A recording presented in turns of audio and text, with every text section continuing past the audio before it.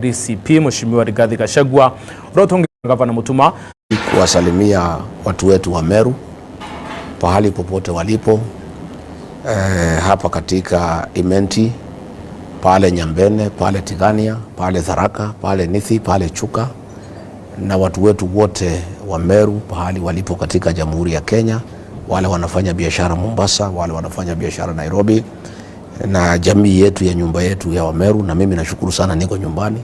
Kama unavyojua mimi ni mtoto wa mama.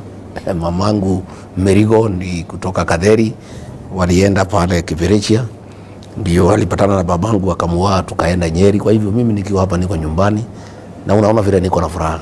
Kila siku nikija Meru nina furaha sana, kwa sababu nimekuja nyumbani kuona watu wetu, kuona makazini wangu, kuona madada zangu, kuona watu wetu, na nimeshukuru sana kunipatia hii nafasi kuzungumza na watu wetu wa Meru, ndio tuulizane maswali 2-3.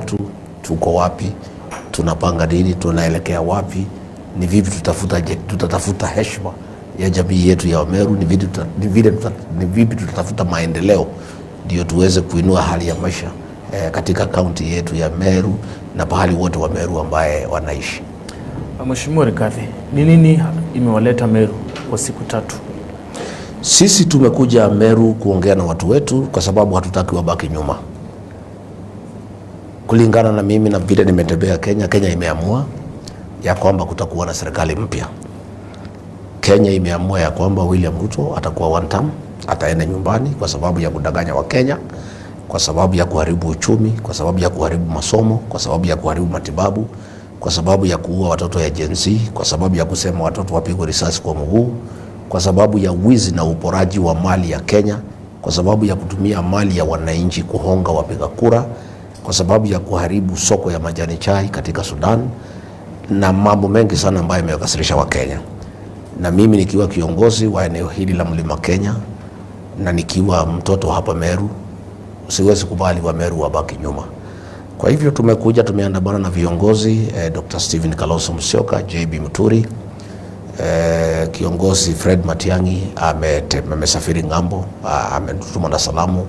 Kiongozi Eugene Wamalwa ametutuma na salamu, amekimbia pande ya Trans Nzoia. Kwa hivyo tumefika hapa tukiwa na kundi kubwa ya wajumbe, maseneta, wale ambaye tuko katika muungano wa upinzani ambaye tutaunda serikali ijayo. Na tunataka kuja kusema Wameru hawezi baki nyuma. Tumekuja kusikiza ground, na nimesikiza. Nilianzia pale Chuka, nikakuja Chogoria, nikakuja Nguvu, nikakuja Kariene, nikatoka hapo nikakuja town pale Tuskys, tukaenda Gakoromoni, sokoni. Tumemalizia makutano na tumesikiza ground. Tumekuwa na mazungumzo na watu wetu wa Meru, na wote kwa kauli moja wametuambia tuko pamoja, tuko katika safari ya one term, na Wameru na Wakenya wengine wameungana kutafuta serikali mpya. Na kwa hivyo tutatembea nao pamoja. Kesho tuko upande ya Igembe, tutaanza huko Mikindori, tuende mpaka Maua, tuende Kiago, tuende Abantu wetu, tuende Mutwati, tuende Lare, tukuje tumalizie Kianjai. Peter Munya yuko wapi? Sijui kama atakuja, lakini alikuwa siku tulikuwa Kisii, alikuwa ameniambia program yake atajaribu kuadjust au kama atafika. Akifika ni sawa, asipofika ni sawa, tunaendelea. Ukisema ujui mheshimiwa, ni kumaanisha united opposition is not united, kwa sababu ujui wenzako wako wapi? Nimekuambia vizuri ya kwamba Fred Matiang'i yako hapa kwa sababu ako ngambo. Eugene Wamalwa hako hapa kwa sababu ako Trans Nzoia. Governor Natembeya alikuwa amefika, hajafika. Peter Munya alisema ataona program yake kama atafika ama hatafika.